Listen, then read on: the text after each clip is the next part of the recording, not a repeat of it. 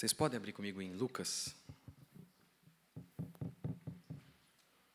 Lucas capítulo 7.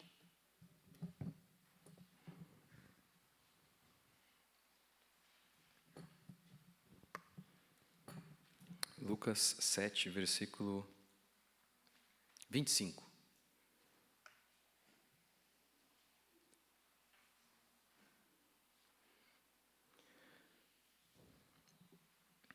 Jesus perguntando por que as multidões iam até João Batista. João Batista não estava na capital, não havia estacionamento, não havia acomodações confortáveis. O que levava pessoas a viajarem, às vezes, até por dias, para ir ouvir um homem que parecia um lunático, totalmente atípico. Ele não se encaixava em nenhum grupo. Esse é o contexto. Jesus quer saber, o que vocês foram ver lá no deserto? Lucas 7, 25. Que saístes a ver? Um homem vestido de roupas finas? Os que se vestem bem, vivem no luxo e assistem nos palácios. Sim, que saístes a ver? Um profeta? Sim, eu vos digo, e muito mais que profeta. Este é aquele de quem está escrito: eis aí envio diante da tua face o meu mensageiro, o qual preparará o teu caminho diante de ti. E eu vos digo, entre os nascidos de mulher, ninguém é maior do que João, mas o menor no reino de Deus é maior do que ele. Todo o povo que o ouviu, e até os publicanos, reconheceram a justiça de Deus, tendo sido batizados com o batismo de João. Mas os fariseus e intérpretes da lei rejeitaram quanto a si mesmos os desígnios de Deus, não tendo sido batizados por ele. A quem, pois, compararei os homens da presente geração? E aqui são eles semelhantes. São semelhantes a meninos que, sentados na praça, gritam uns para os outros: nós vos tocamos flauta e não dançastes, entoamos lamentações e não chorastes. Pois veio João Batista, não comendo pão nem bebendo vinho, e dizeis: tem demônio. Veio o Filho do Homem, comendo e bebendo, e dizeis: eis aí um glutão e bebedor de vinho, amigo de publicanos e pecadores. Mas a sabedoria é justificada por todos os seus filhos. Lá em Lucas, capítulo 3, verso 7, a gente tem alguns detalhes a mais que enriquecem essa porção aqui que eu vou pregar para vocês. O texto também lá diz que multidões saíam para ouvir João. Gente de todos os lados. E Jesus está perguntando: o que vocês foram ver? Um homem com roupas finas? Foi isso que atraiu vocês? Um caniço? Um pedaço de cana agitado pelo vento? O que vocês foram ver? Eu quero tentar mostrar hoje para você que João Batista, ele é uma advertência de como nós devemos pregar o Evangelho, como nós como igreja devemos nos posicionar para que as pessoas venham e ouçam o que a gente tem a dizer. João Batista, em primeiro lugar, é uma advertência às mega igrejas modernas que atraem, mas não como João, não como João. João também é uma advertência às pequenas igrejas. Aquela em que o pastor e o irmãozinho se vangloria de ser fiel. Ninguém quer ouvi-lo. A igreja está morrendo. Ninguém é batizada mais. Mas ele diz: eu sou fiel. Porque segundo ele, se houver multidão, aí não há Deus trabalhando.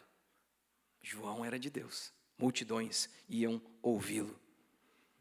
John Knox, na Escócia, clamava: dá-me a Escócia ou eu morro. Parece que muitos homens não estão tão desesperados assim, estão confortáveis que suas igrejas estão morrendo. Acham que é normal. Não é, não é. O que Deus fez por meio de João, e a gente vê nesse texto, é assustador. Assustador. Ele batizava junto ao Jordão.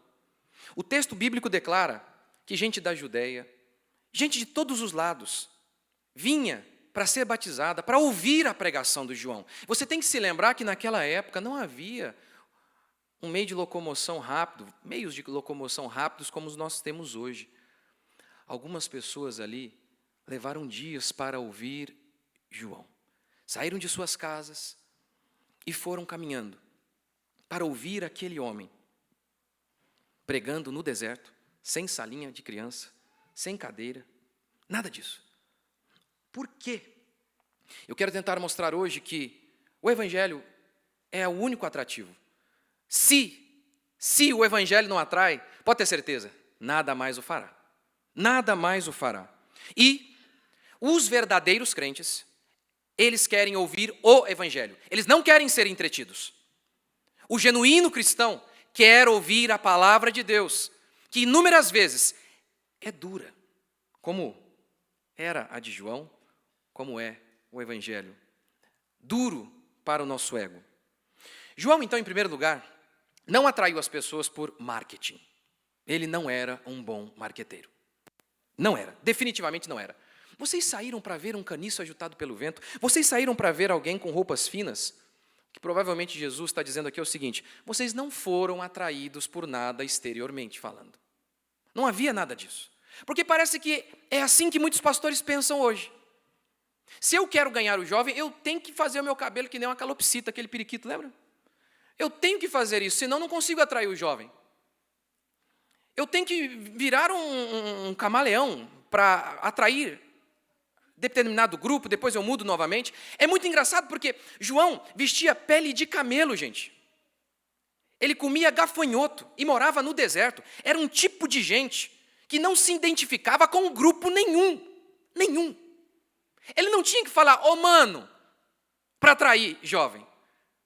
Ele não fez nada disso. Nada, nada, nada. Quando perguntaram para ele, quem é você, João? Ele respondeu, só uma voz. É só isso que eu sou.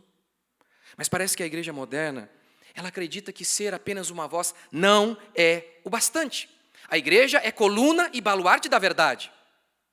Mas hoje, muitas e muitas igrejas pensam mesmo que a igreja precisa funcionar mais ou menos como funcionam muitas arenas, multiusos de vários clubes de futebol, como por exemplo o Palmeiras, que é o melhor do Brasil, com certeza. Heresia? Falei heresia? Vamos expulsar? Mas as arenas hoje, se você já foi numa dessas arenas modernas, elas têm várias e várias utilidades. Vira um show, um estalar de dedos, ali você pode assistir um show, a shopping. Agora, você imagina uma arena que tem como objetivo maior o jogo de futebol e fosse esquecido o jogo de futebol.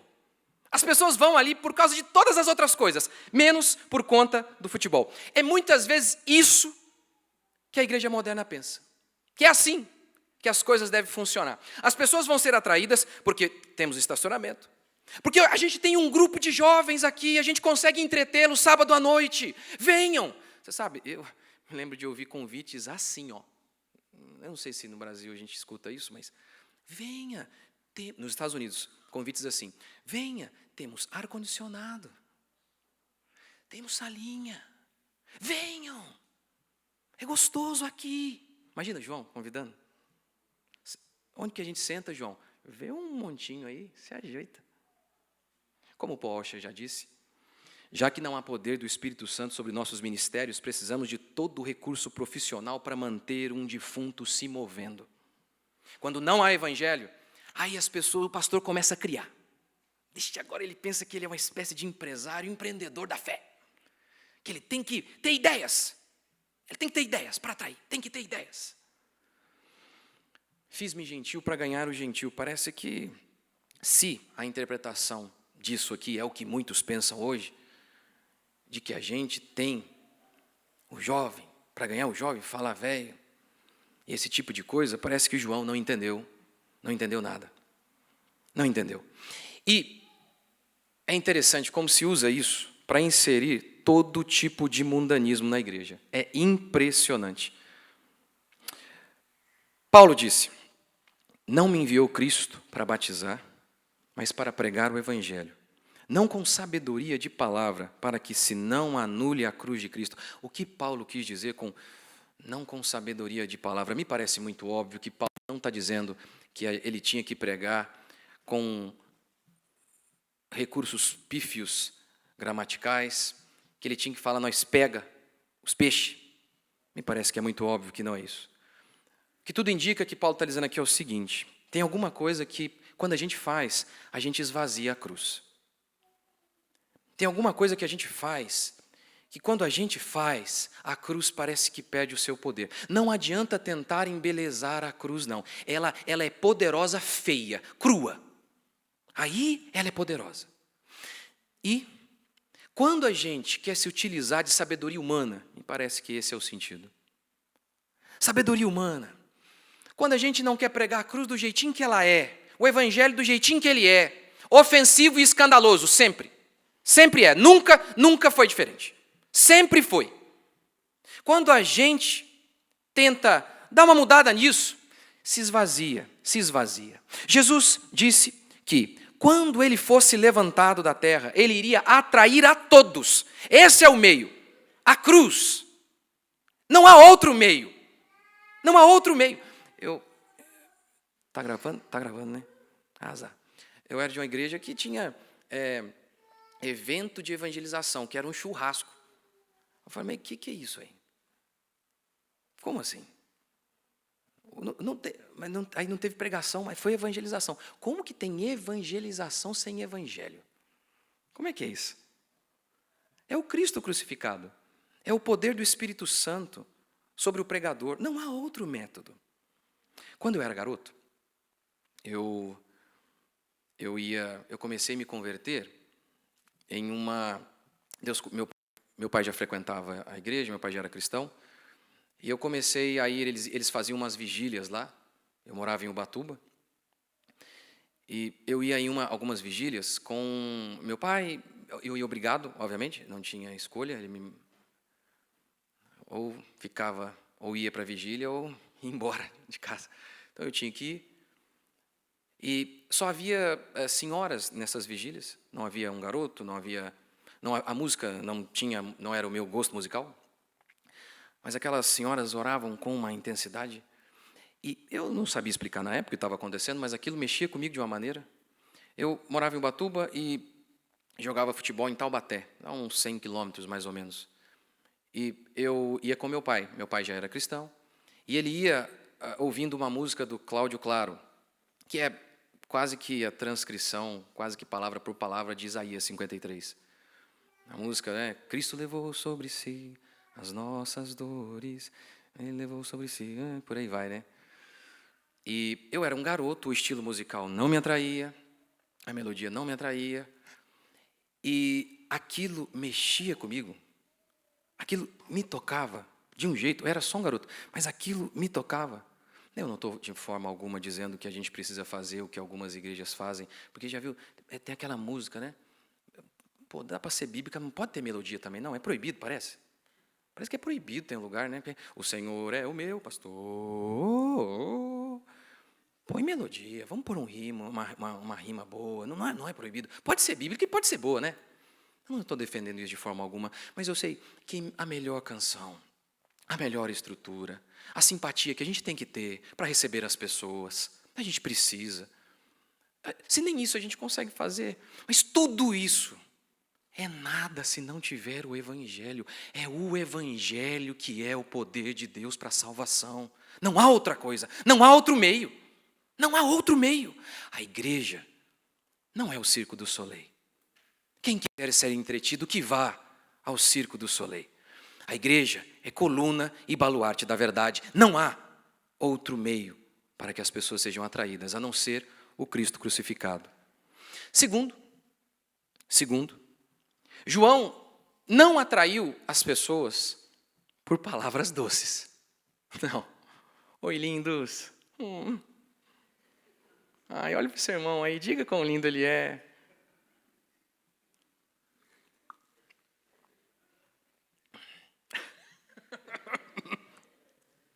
Lembrei de um pregador aí, eu engasgo.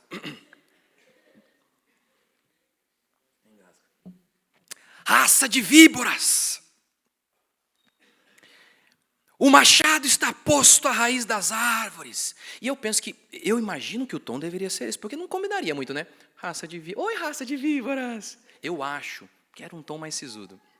Nem estou dizendo que isso é método, nada, mas me parece que era assim. Olha, o reino de Deus está próximo. Vocês pensam que podem fugir da ira vindoura?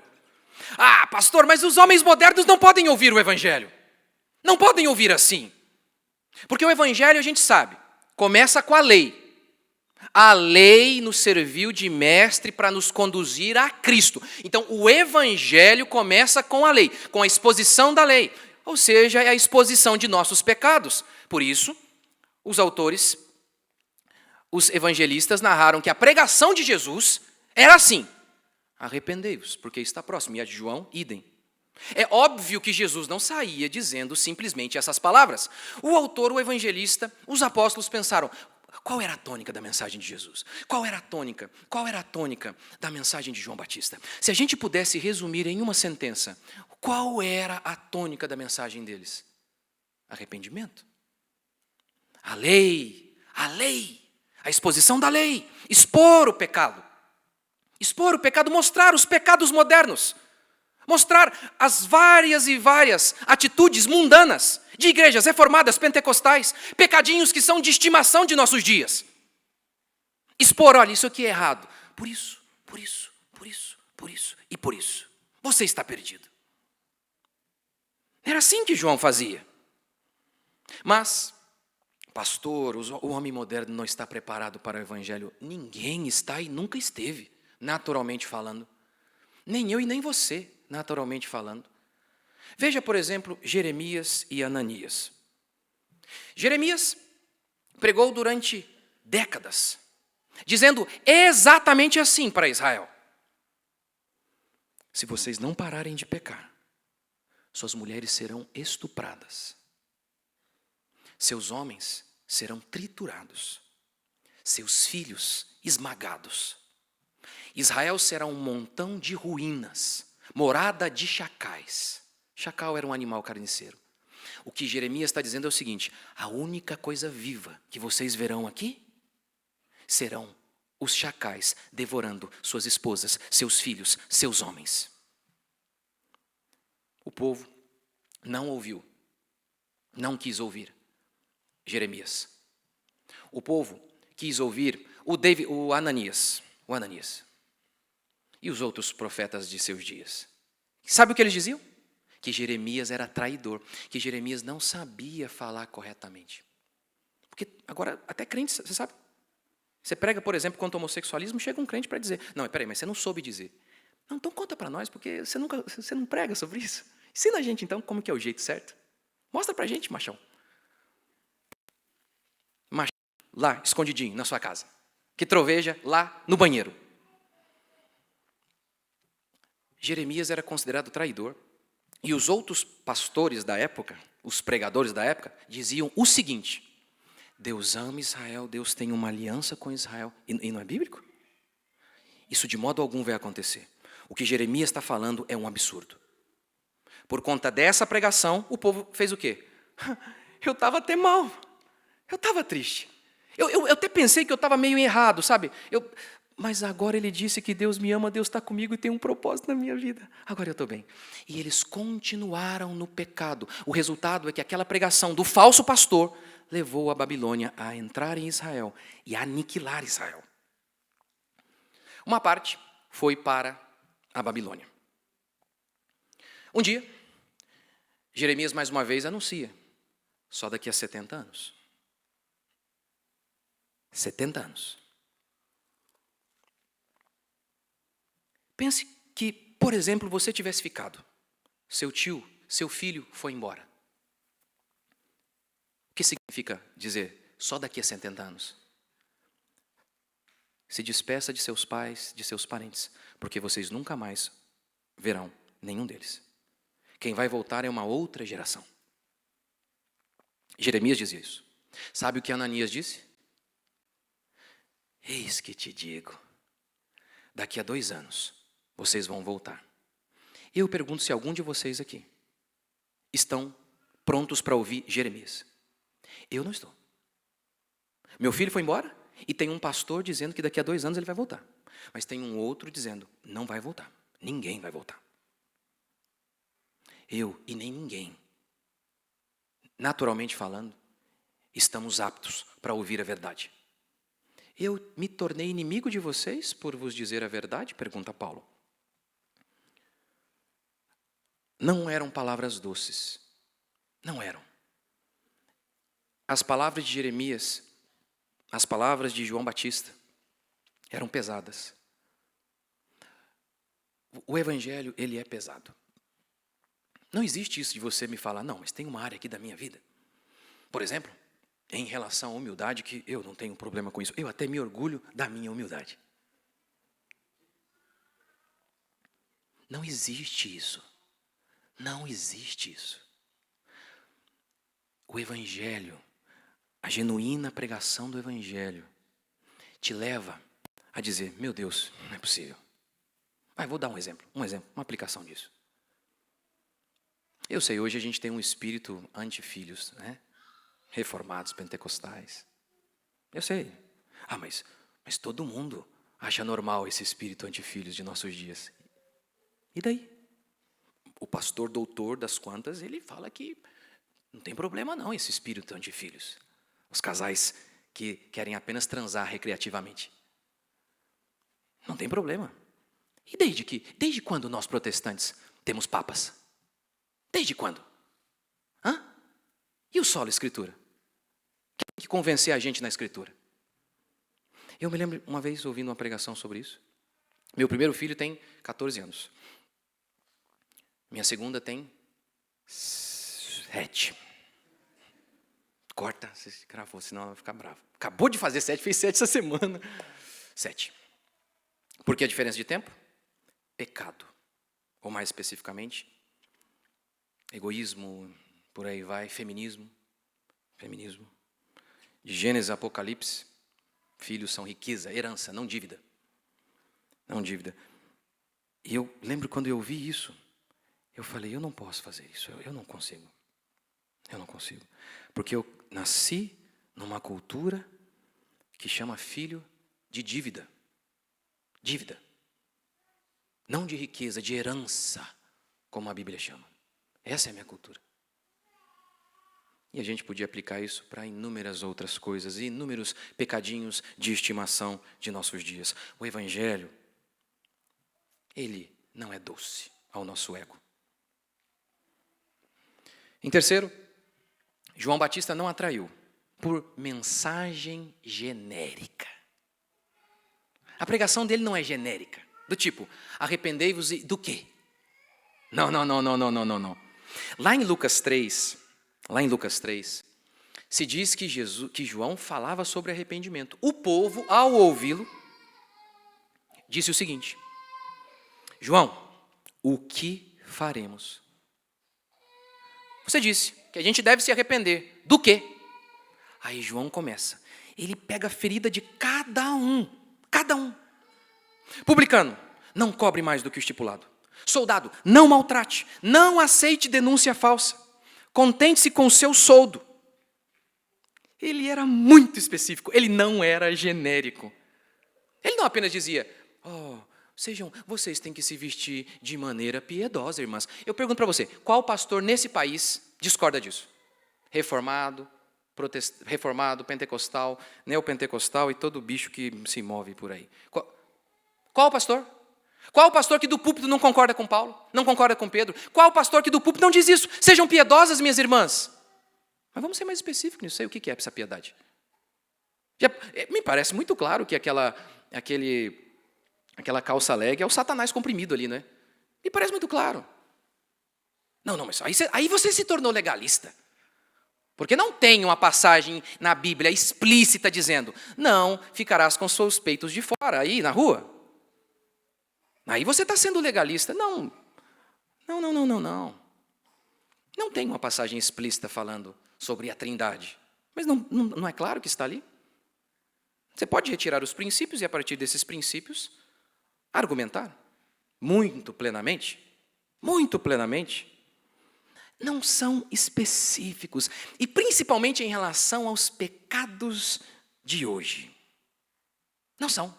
João era. Ele era muito específico, inclusive até contra o rei. E por isso ele foi morto.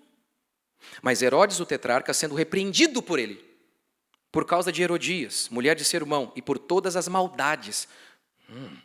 João fala mal de um político. Mas aí é discurso político, né?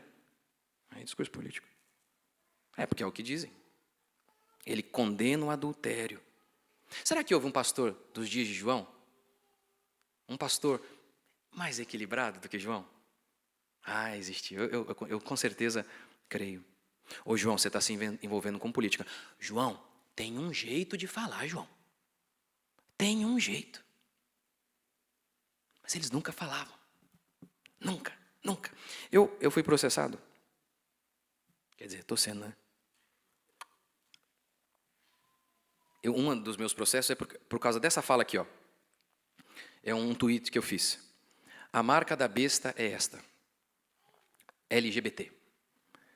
Se não aceitá-la, você sofrerá sanções financeiras. O jogador Maurício Souza rejeitou a marca e foi despedido. Lembra do contexto?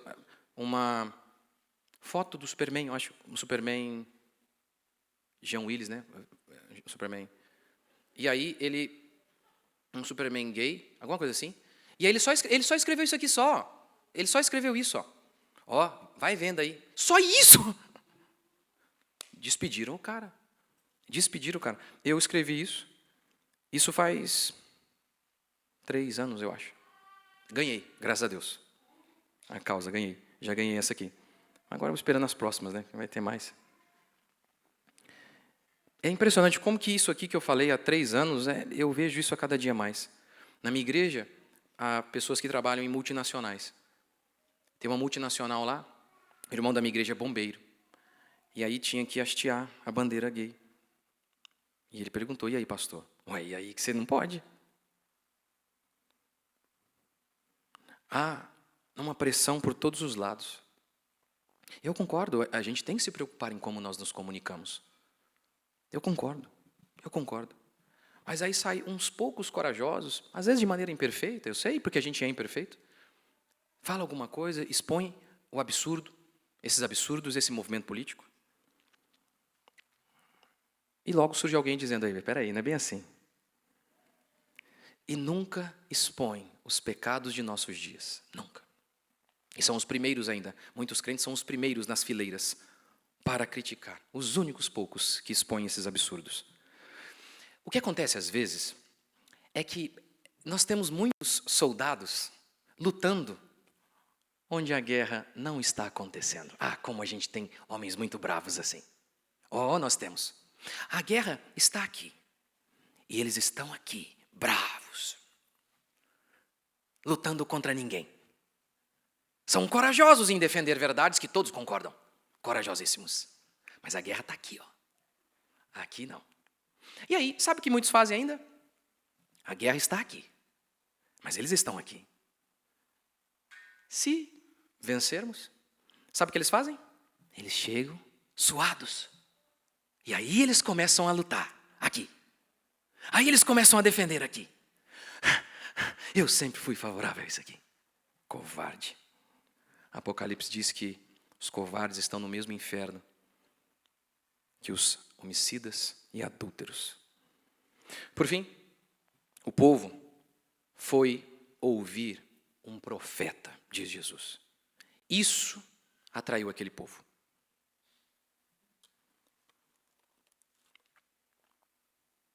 Que saístes a ver? Um caniço, agitado pelo vento? Um homem com roupas finas? O que atraiu? O que atraiu cada um de vocês? Vocês saíram para ouvir um profeta, voz que clama no deserto. A religião judaica estava falida. Jesus disse assim sobre ela: em vão me adoram, ensinando doutrinas que são preceitos de homens. A religião judaica, morta, não podia atrair. Não tinha nada a dizer àquele povo angustiado que precisava de salvação. A filosofia também não. No livro A Nova História da Filosofia Ocidental, Anthony Kenny debate o seguinte: a filosofia progride ou não? Ou estamos andando em círculos? Ele cita aqui de Aristóteles e Hegel. Para esses dois, a filosofia progride. Mas ele mesmo parece não concordar com isso. E ele disse assim: na verdade, pode-se mesmo argumentar se a filosofia progride. Alguns afirmam que os maiores problemas filosóficos continuam a ser debatidos após séculos de discussão, sem que estejam sequer próximos de qualquer solução definitiva. Esse foi, inclusive, um motivo pelo qual o positivismo, que vai surgindo do iluminismo, e vai gerar esse cientificismo que a gente tem hoje, que é o espírito do seguinte: a única fonte de conhecimento é o laboratório, é a ciência. A ciência é Deus hoje. Eles falam assim: a ciência diz. Quem é essa mulher? Quem é? A ciência diz. Pode reparar, se a ciência diz, meu amigo, aí acabou o debate. É engraçado porque a própria ciência é a ideia do debate, né? É a ideia da procura, da busca pela verdade, da investigação, o tempo todo. Mas esse espírito tem muito a ver com isso aqui da filosofia. Tá vendo? Os filósofos, olha, o positivismo vai dizer isso, olha, a religião e a filosofia são a infância da alma, da humanidade. Conhecimento real é aqui, por meio da ciência. Por conta de os filósofos estarem tateando no escuro. Um professor de filosofia, chamado Daniel Lourenço, explica assim: na história da filosofia, busque alguém que alegou ter encontrado a verdade. Alguém que pode estar absolutamente certo de que descobriu. Não há. Os filósofos antigos perceberam isso mais do que ninguém. Quando se debruça sobre os escritos deles, é perceptível o grau de agonia. É perceptível. Perceptível. Cada um falando uma coisa. Cada um. Os pré-socráticos, por exemplo. Tales de Mileto disse que o mundo começou da água. Anaximenes disse que tudo surgiu do ar. Xenófanes disse que o mundo veio da terra. Cada um dizendo uma coisa. É mais ou menos assim: sigam-me, estou perdido. A psicologia, que é um ramo, sempre foi, até o século XIX, um ramo da filosofia, não é diferente. São mais de 450 sistemas. Qual segui-lo? E que se contradizem e são bizarros. Freud, que era sexomaníaco e viciado em cocaína. Jung, a sua tese de doutorado foi baseada em sessões de espíritas com seu primo de 13 anos. Rogers, que trocou sua mulher por um amante e, para aliviar a culpa, tinha sessões espíritas. Ou Watson, o pai do behaviorismo, o pai, de certa forma, do marketing moderno. Watson disse o seguinte: dê-me uma criança e eu farei dela um mendigo ou um doutor. Ele acreditava que ele poderia condicionar o comportamento de todo ser humano, porque para ele, baseado em Darwin, nós somos bichos. Podemos ser adestrados. É engraçado porque Watson prometeu controlar o comportamento do mundo, mas não conseguiu controlar o seu mesmo, porque ele teve alguns casinhos e por isso perdeu seu emprego na faculdade. Ele disse e prometeu controlar o comportamento de qualquer um e definir o que uma criança seria, mas seu filho cometeu suicídio.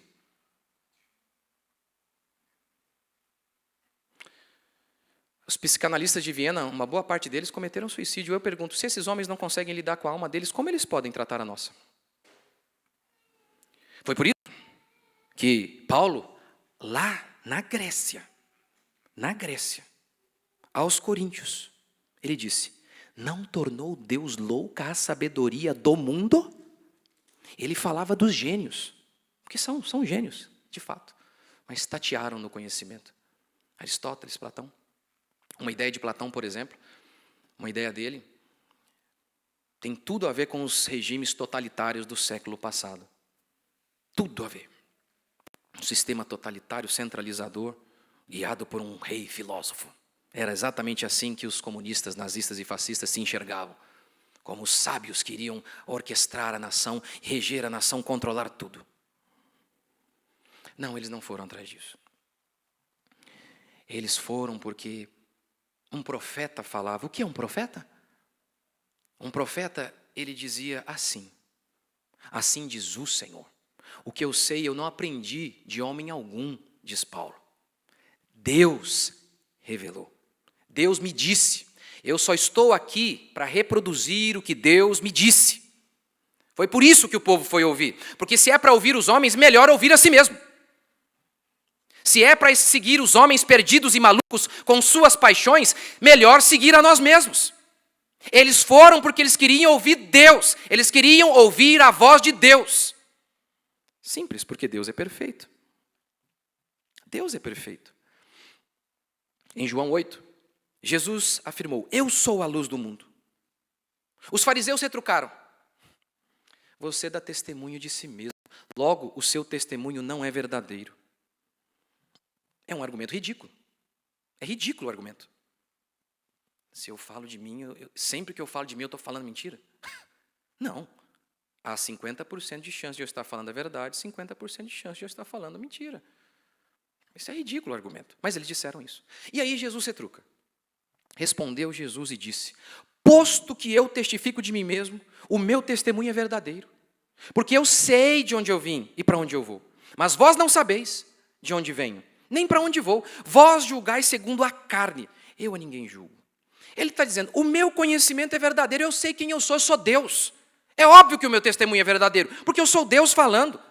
Eu criei a realidade, eu sei como ela se apresenta. Vocês não. Vocês são limitados, vocês são corruptos. Vocês não conseguem nem mesmo enxergar a si mesmos. Eu não, eu estou livre das corrupções e limitações, como vocês. Eu não sou como vocês, eu estou livre, eu sou Deus. Veja bem, eu tenho 40 anos. Eu tenho 40 anos. E quando eu era mais novo, eu comecei como pastor, estou lá pregando. Depois de muito tempo, quanto mais você ouve a palavra, Hebreus diz que a palavra de Deus é espada, que separa o nosso interior, que expõe o pensamento, é apta a discernir. A espada da palavra te rasga e expõe essa podridão que está em você. Aí, de tanto ouvir, muitas vezes eu me peguei assim: meu Deus, lá atrás eu pensei que eu fiz isso por boa motivação, eu estava completamente errado, cego pela minha arrogância e inveja, completamente cego. Eu achava que eu era uma pessoa, mas eu não era nada daquilo que eu imaginava, nada. Eu, por mim mesmo, não sou capaz de definir quem eu sou, e eu ainda preciso enxergar a realidade, eu corrupto como sou. E você também? Nós, malignos? Nós somos terríveis. As pessoas pensam que entender as coisas é só uma questão intelectual. Não é.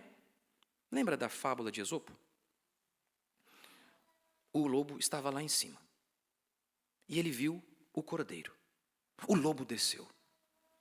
E disse para o cordeiro: eu vou te devorar. Porque você falou mal de mim. Você falou mal de mim. Há 1 ano. Há 1 ano. Eu falei mal de você há 1 ano? Eu nasci há 6 meses. Irrefutável? Argumento irrefutável. O lobo deveria baixar a guarda. Não. Então eu vou te devorar porque você está sujando a água que eu bebo. Impossível. Você está em cima. Eu estou bebendo a água que desce de ti. Refutável? Não, não dá para refutar. Irrefutável o argumento. Aí o que o lobo disse? Quer saber? Seu pai falou mal, sei lá o quê. Paixões, nós as temos. Ou a concupiscência da carne, o desejo forte da carne, tornam até o homem mais inteligente um estúpido. Assim somos nós. Você acha mesmo que você pode enxergar um palmo diante do seu nariz por si só? Você não se conhece, você não sabe quem está aí dentro. Você não pode nem mesmo definir a si, você não sabe quem você é. Você precisa que Deus diga. Você precisa que um homem de Deus venha e explique o texto, e interprete o texto e aplique-o de maneira correta, porque aí nós sabemos, Deus está falando. Deus, é isso que a igreja precisa, é isso que o mundo precisa, que um homem leia o texto, interprete o texto, pregue de maneira fiel. Esse povo, no meio desse povo, tinha todo tipo de coisa estranha também. Mas ali havia gente querendo ouvir a verdade. Não como ser um sucesso. Dicas de como enriquecer. Não. Eu quero a verdade. Como ter alívio momentâneo? Porque tem gente que pensa que a igreja é um spa. Não. Quando João diz arrependam-se, o que eles dizem? O que faremos? Eles queriam saber o jeito de Deus para conduzir as suas vidas. Esse é o alvo do cristão. A conversão não é, a partir de agora, Deus vai realizar o meu sonho. Não, isso não é conversão. A conversão é, a partir de agora, eu sigo o Senhor, a tua vontade, os teus desejos, os teus desígnios. Mas o homem entregue a si mesmo às suas paixões, nem que a verdade bata nele como um caminhão, ele a enxergará. Nem que a verdade bata nele como um caminhão. Nem assim. Vede como ouvis. Atentem-se sobre como vocês estão ouvindo, porque nem o melhor pregador será suficiente se vocês não ouvirem do jeito certo, se vocês não se humilharem, se vocês não se quebrantarem. Não interessa, vocês sempre darão um jeito de dizer, mas ali ele errou. Mas ali acho que ele não foi muito feliz. Disseram isso sobre Cristo. Disseram isso sobre João. Não vão dizer sobre mim ou sobre qualquer outro? O que vocês foram ver? O que vocês foram ver? Por que vocês foram ao deserto? Nós queremos ouvir Deus. Porque se for para escutar os homens, a gente vai ficar em casa e escutar a nós mesmos. Que Deus abençoe vocês. Caio, obrigado pela oportunidade. Deus abençoe, queridos.